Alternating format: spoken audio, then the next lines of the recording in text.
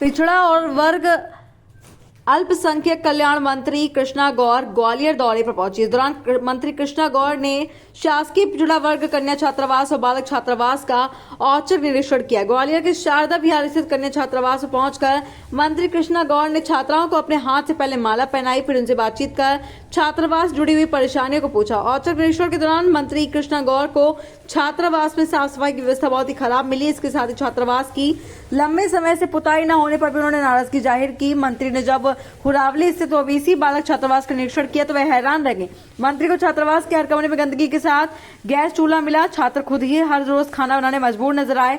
मंत्री कृष्णा गौर ने तत्काल मौके पर मौजूद विभाग के अधिकारियों को फटकार लगाते हुए कहा कि तत्काल कन्या छात्रावास और बालक छात्रावास में संचालन की व्यवस्था की जाए, साथ ही छात्र छात्राओं को पढ़ाई के लिए लाइब्रेरी की सुविधा जल्द शुरू की जाए। गौरतलब है कि पिछड़ा वर्ग और अल्पसंख्यक कल्याण मंत्री कृष्णा गौर मंत्री बनने के बाद पहली बार ग्वालियर दौरे पे आई। ओबीसी वर्ग के छात्र छात्राओं को बेहतर सुविधा और शिक्षा उपलब्ध हो सके, इसको लेकर उन्होंने औचक निरीक्षण कर अधिकारियों को फटकार लगाई। व्यवस्थाओं को मजबूत करने के भी दिशा निर्देश दिए गए। ग्वालियर से विक्की शर्मा की रिपोर्ट।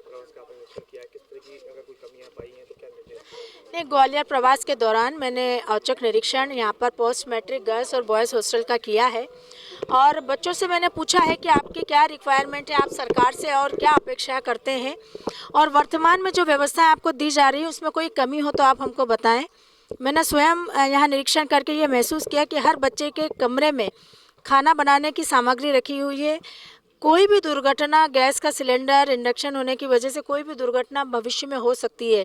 इस दृष्टि से बच्चों की मांग भी है कि यहाँ मैस होना चाहिए, वाईफाई की सुविधा होनी चाहिए, यहाँ पर सोलर पैनल हर हॉस्टल में होना चाहिए, ई लाइब्रेरी की व्यवस्था होना चाहिए, जिम की व्यवस्था। और ये 5 प्राथमिकताएं मैंने तय की है कि मध्य प्रदेश के प्रत्येक, चाहे बॉयज़ हॉस्टल हो चाहे गर्ल्स हॉस्टल, प्रत्येक हॉस्टल में, जबकि हर जिले में हमारे हॉस्टल है, हमारे ओबीसी के बच्चों को ये सुविधाएं उपलब्ध कराने का काम तत्काल सरकार करेगी। ओबीसी रिजर्वेशन का मुद्दा लोकसभा चुनाव में एक बार क्या आपको आया है?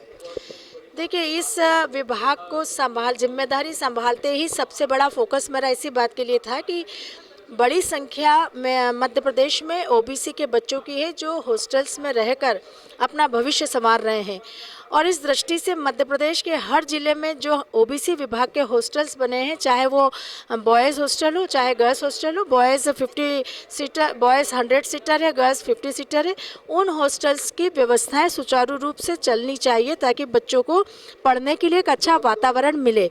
और इसलिए लगातार जहाँ भी मेरा प्रवास होता है मैं हॉस्टल्स का औचक निरीक्षण जरूर करती हूँ। आज जब मैं ग्वालियर प्रवास पर आई थी तो मैंने यहाँ इस हॉस्टल का निरीक्षण किया है और बच्चों से मैंने पूछा है कि आपको क्या लगता है, सरकार से आपकी और क्या अपेक्षा है और अभी जो वर्तमान व्यवस्थाएं हैं उससे आप संतुष्ट हैं। अधिकांश बच्चे ये कह रहे हैं कि हमको मेस की आवश्यकता है, हमें वाईफाई चाहिए, साथ ही साथ हमारे हर हॉस्टल्स में ई लाइब्रेरी चाहिए, जिम की व्यवस्था होनी चाहिए। और हमने तय किया कि हर हॉस्टल्स में हम 5 चीज़ें अनिवार्य रूप से उपलब्ध कराएंगे, जिसमें मेस की सुविधा हो, वाईफाई की सुविधा हो, हर हॉस्टल्स पर सोलर पैनल, रूफटॉप पर सोलर पैनल लगे, साथ ही साथ ई लाइब्रेरी और जिम की व्यवस्था अनिवार्य रूप से हो।